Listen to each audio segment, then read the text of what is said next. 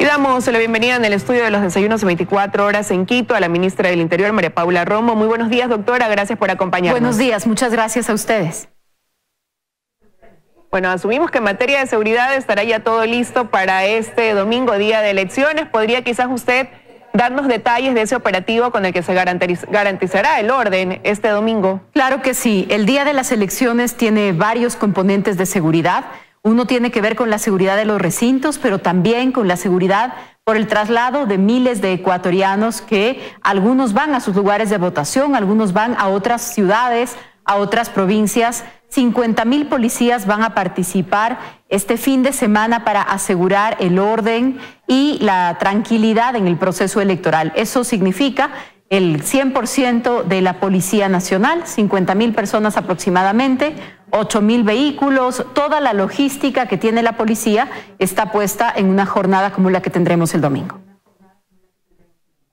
Ahora, se había dicho que incluso se habían identificado ciertos lugares donde podrían darse hechos violentos, quizás altercados entre candidatos, y donde se reforzaría más la seguridad en ese caso. ¿Cuáles son estos puntos que han logrado determinar donde podría llegar a suceder algún tipo de incidente? Sí, hemos tenido algunos cantones a lo largo de este proceso de campaña en donde hubo amenazas de bomba. Han sido todas falsas, pero eso nos muestra un ánimo diferente que en otros lugares. Hemos tenido también un lugar en donde fueron detenidas 2 personas armadas en un meeting. Afortunadamente cerramos la campaña sin ningún incidente de violencia que realmente nos preocupe, pero de todas maneras hay lugares en donde algunas alertas se han prendido a lo largo de la campaña. Insisto, la mayor parte de esto en la misma lógica que lamentablemente vemos en ciertos temas en el país, de generar noticias falsas. El día de ayer, por ejemplo, aunque creo que no ha trascendido de manera significativa, tuvimos 6, 7 amenazas de bomba la tarde de ayer, con anterioridad a los cierres de campaña. Todas fueron amenazas falsas. Una fue en la misma Comandancia General de la Policía, llegaron a amenazar. Entonces, realmente hay cosas que, aunque no trascienden, a nosotros nos dan algunas alertas y nos permiten estar más preparados. Todos estos temas, como lo digo, durante todo el proceso de campaña electoral han sido en algunos casos alertas falsas, en algunos otros pequeños incidentes.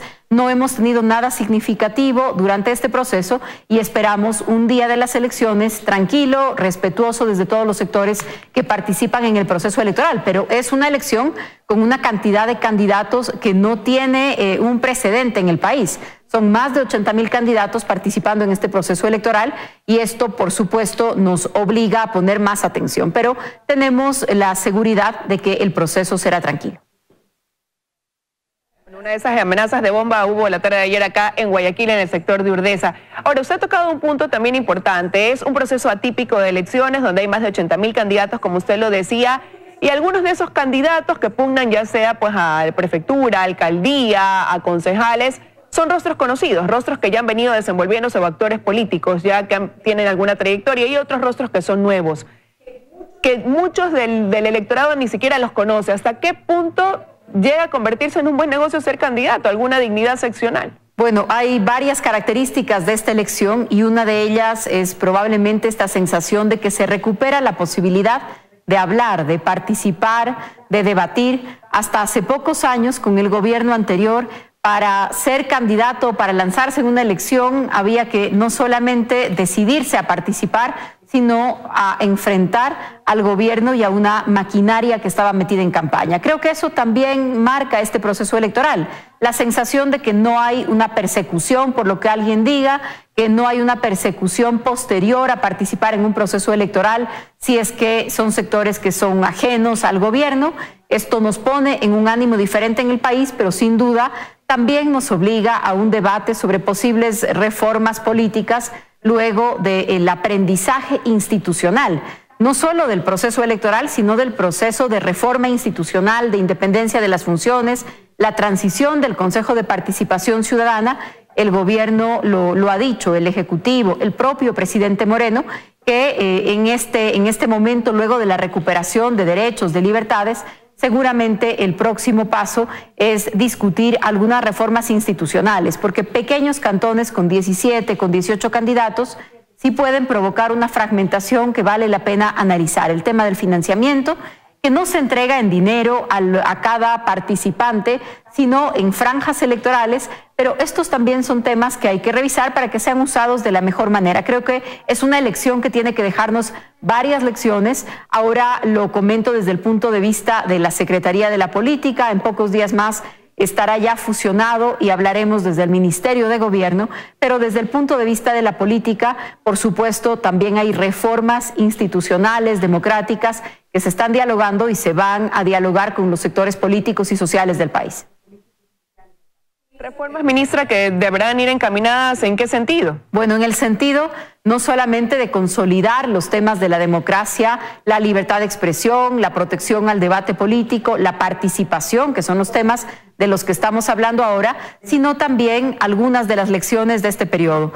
Cómo lograr mayor independencia entre las funciones, qué viene con el tema de la administración de justicia, cómo queda el tema de los gobiernos seccionales. Permítame tomar el ejemplo de la seguridad para plantearlo como una muestra de lo que hay que volver a debatir en el país. Durante el periodo anterior, por ejemplo, se promovió la idea de que la seguridad era una tarea exclusiva, no solamente del gobierno, sino del Ministerio del Interior.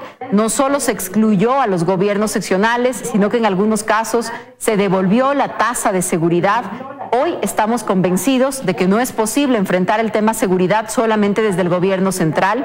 Estamos planteando un nuevo modelo de gobernanza de la seguridad con los municipios, con los consejos provinciales, cada uno cumpliendo un papel diferenciado, evidentemente, pero no separados. No el gobierno central con una estrategia de seguridad, el municipio con otra estrategia de seguridad, la provincia sin intervenir a veces en los temas de seguridad preventiva. Entonces, eso, por ejemplo, nos obliga a repensar no solo las instituciones, sino la relación entre las instituciones. El debate sobre reforma política está en un buen momento, me parece, luego de las elecciones y luego también de que se ha logrado la independencia de las funciones, la transición desde el Consejo de Participación, creo que nos pone en un nuevo momento luego de este periodo. Y aprovechando eso, le pregunto si entonces se garantiza, ministra, ese trabajo complementario entre gobierno nacional y gobierno seccional, y se lo digo porque dentro de las propuestas o planes de trabajo que proponen muchos de los candidatos, al menos acá en la ciudad de Guayaquil, van relacionados o tienen un enfoque principal dirigido al tema de la seguridad, a brindar seguridad en la ciudad. Entonces, sabiendo que no es una competencia exclusiva hoy por hoy de esos gobiernos, y ahora que la escucho usted decir que hay esta posibilidad abierta de dialogar y de realizar un trabajo mancomunado, sí habría entonces esa posibilidad de sentarse y hacer ese trabajo en conjunto, como digo. Claro que sí, con todas las personas que sean electas por los ciudadanos de cada una de las localidades. Lo ha dicho el presidente Moreno durante la campaña, que también creo que ha sido un ejemplo de democracia y de respeto al proceso electoral. El gobierno ha tenido una postura de respeto, de no involucramiento, que es lo obvio, que es lo que nos manda la ley, pero que lamentablemente después de años de una mala costumbre y de un mal ejemplo del gobierno interviniendo directamente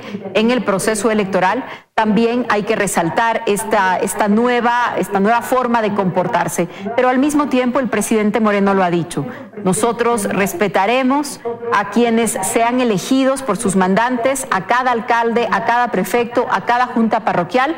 Nos corresponde trabajar junto con todos quienes sean designados por sus conciudadanos para poder coordinar acciones. Este gobierno no hace un distingo entre la afinidad y la no afinidad política en el momento en el que hay objetivos comunes. Por supuesto, hay diferencias con algunos sectores, hay coincidencias con otros, pero cuando alguien es electo por sus mandantes, cuando alguien es electo por una ciudad o por una provincia, la tarea del gobierno es poder dialogar y coordinar acciones para profundizar en las coincidencias, en lugar de enfatizar en las diferencias, que es a lo que estábamos acostumbrados. Ahora, hace unos segundos, ministro, usted me decía que el hecho de que haya más de 80,000 candidatos se basa también en que ahora sienten que hay una libertad y una igualdad de participación de todos versus lo que veíamos antes, un partido que tenía una maquinaria publicitaria demoledora que creaba una desigualdad en competencia con los otros partidos. Pero ¿qué lectura le da el hecho de que también ya no solamente hablamos de los partidos tradicionales, sino que en estas elecciones hay un gran número de movimientos o agrupaciones políticas que lograron reunir las firmas para poderse inscribir y que hoy por hoy pues proliferan en el espectro político, ¿no? Al punto de que muchos son nuevos, por primera vez participan en estas elecciones seccionales. Sí, muchas organizaciones políticas son nuevas, muchas son organizaciones políticas seccionales, es decir, se organizan y cumplen los requisitos para participar para una junta parroquial o para un cantón, que son requisitos distintos que los de participación nacional.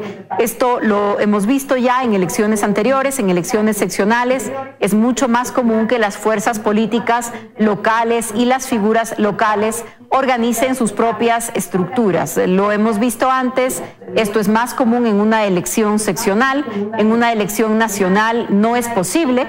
Los partidos, por ejemplo, los movimientos cantonales no tienen posibilidad de participar en una elección nacional si no se alían para plantear candidatos provinciales. Los movimientos provinciales tienen que vincularse o la mayor parte de veces se vinculan a una organización nacional. Hace parte también de la característica de este proceso y de un momento de liberación, un momento de recuperación del espacio de debate, pero que seguramente también encontrará sus equilibrios en los próximos meses, en los próximos años, y hay que sumarle a eso la discusión sobre las reglas de juego, por supuesto, pero entre la restricción para participar, la incapacidad para debatir, el miedo a las repercusiones cuando se emiten opiniones, entre ese escenario y un escenario en donde los ciudadanos, los políticos, los posibles candidatos sienten que hay condiciones para participar y para debatir, nosotros preferimos el segundo. Siempre el escenario de más democracia, de más libertades, es un escenario mejor que el escenario de restricciones, pero habrá que encontrar un punto medio, un punto de equilibrio para el número de candidatos, para la fragmentación política. Ahora, mientras eso por ese lado, pues bueno, ya está bien establecido para estas elecciones seccionales, lo que sí no termina de encontrar un punto definitivo es esta elección de los consejeros al Consejo de Participación Ciudadana. Todo un problema se ha originado a raíz de que el presidente del Consejo de Participación Transitorio dio su postura de que debería votarse nula, lo que se sumaron actores políticos, un tema de análisis para el Consejo Nacional Electoral, que después, por el voto de la presidenta, pues no logró encontrar un consenso y que ahora pasa a manos del Tribunal Contencioso Electoral, cuyo presidente dice que no han recibido pues el comunicado oficial para ellos poder resolver. ¿Hasta qué punto afecta el estar en el limbo en este sentido a la transparencia de este proceso electoral? Bueno, la elección de consejeros es la primera vez que se realiza luego de la reforma de la consulta popular del año pasado. Esto es un escenario nuevo, es un campo nuevo en el que creo que ningún sector en el país tiene los elementos suficientes para pronosticar lo que va a pasar en esta elección. Es una elección que, como usted bien lo recuerda ahora mismo, ha sido incidentada. Algunas reglas parecen todavía estar en duda o al menos no haber claridad. Hay diferencias en el propio Consejo Nacional Electoral sobre cómo tratar este tema, pero no están solamente en el Consejo las diferencias, ni tampoco los cuestionamientos solo en el Consejo de Participación Ciudadana de Transición. Tengo la impresión de que en general en la ciudadanía es una elección con muchas confusiones, es una campaña nacional en donde cada candidato tiene que obtener el respaldo de todo el país, o sea, de una circunscripción que es el país entero, pero está prohibido de hacer campaña, excepto por unas reglas muy específicas desde el Consejo Nacional Electoral. Está prohibido de asociar su campaña a organizaciones políticas, está prohibido de llevar adelante ciertas actividades proselitistas que son propias de los partidos y está prohibido de pertenecer o vincularse a una estructura partidista. Entonces, es casi como obtener la votación para llegar a ser asambleísta nacional, pero sin poder hacer campaña y sin ninguna estructura. Esto puede provocar, y creo que ha provocado muchas distorsiones, mucha confusión, y por supuesto nos obliga a profundizar el debate sobre qué hacer con esta institución, con esta instancia, no solamente en los términos de cómo designar a sus miembros, sino de qué competencias debe tener un organismo de esta naturaleza. Creo que ese debate todavía está abierto en el país. Los 45 días de campaña que nos traen hasta este día domingo me parece que han abonado en ese sentido. Todavía hay un debate inconcluso respecto de este organismo y, por supuesto, el gobierno, en la postura que ha tenido siempre, está abierto a ser parte de ese debate, a impulsar ese debate, a participar en esa discusión. Pero lo preocupante es que quedan 2 días para ir a las urnas y todavía hay esta sensación de confusión, de no saber qué hacer, qué va a pasar si es que prevalecen los votos nulos sobre los válidos. Entonces, ¿cuál va a ser el resultado después de este 24 de marzo en torno a esa elección? ¿Hacia qué nos enfrentamos? Sí, eso es parte de lo que ha caracterizado esta elección. Algunas confusiones, falta de claridad, una primera ocasión en donde se eligen así los consejeros, una reglamentación que está todavía en duda, que algunos sectores hablan de la necesidad de una reglamentación oficial, otros consideran suficiente lo que existe. En realidad, como ahora mismo lo he dicho, creo que es una elección que ha sido particularmente incidentada y el día domingo es probable que veamos el resultado de todo esto, ¿no? De un mecanismo que fue diseñado con una serie de restricciones, con unas condiciones que, a pesar de parecer muy claras, veremos si se cumplen, si se han cumplido durante el proceso de campaña electoral. Y, por supuesto, este resultado no solamente tiene que ver con las personas que reciban la votación o las que no lo hagan, o la cantidad de personas que se pronuncien en el sentido del voto nulo, sino también creo que hay que recoger el resultado de esta campaña mirando el debate que ha provocado. No es un debate solamente sobre el perfil de los candidatos, no es un debate solamente sobre la hoja de vida de uno u otro candidato o candidata. Es un debate sobre si el Consejo de Participación Ciudadana debe tener la cantidad de poder que ese organismo tiene en este mismo momento. Creo que ese es el debate de fondo y ese es un debate al que el gobierno no va a rehuir. Hay que entrar a discutir los asuntos que se han puesto en discusión en este proceso. No es solamente sobre el perfil de los candidatos, no es solamente sobre la papeleta y la manera de contar los votos, es sobre el propio organismo Consejo de Participación Ciudadana, sus funciones y su participación, su colaboración o su distorsión de la democracia al concentrar en un solo organismo un poder que en realidad es un poder muy grande. Definitivamente, pero primero habrá que pasar por este conteo de votos, que es el primer paso sin duda para luego centrar el debate ya en los temas que usted ha mencionado. ¿Y siente que nos queda debiendo este Consejo Nacional Electoral al haber sido el primer filtro para resolver un problema que aún no tiene solución? Bueno, hemos sido muy respetuosos durante el proceso de campaña, lo seguiremos siendo en relación a las otras instituciones del Estado, pero el Consejo Nacional Electoral, en términos generales, tiene la obligación de generar las reglas, de supervisar el proceso. Me refiero a las reglas a nivel reglamentario, porque las leyes existen, no es eso lo que el Consejo tiene que hacer, pero el Consejo tiene que reglamentar, tiene que llenar cualquier vacío reglamentario también. El Consejo tiene que supervisar que las normas y los reglamentos se cumplan. Esa es otra tarea indispensable que tiene que cumplir, es decir, que lo que está escrito, que las reglas que existen, que las prohibiciones que existen, efectivamente se respeten y, por supuesto, luego darnos un resultado. Esas son las responsabilidades del Consejo Nacional Electoral.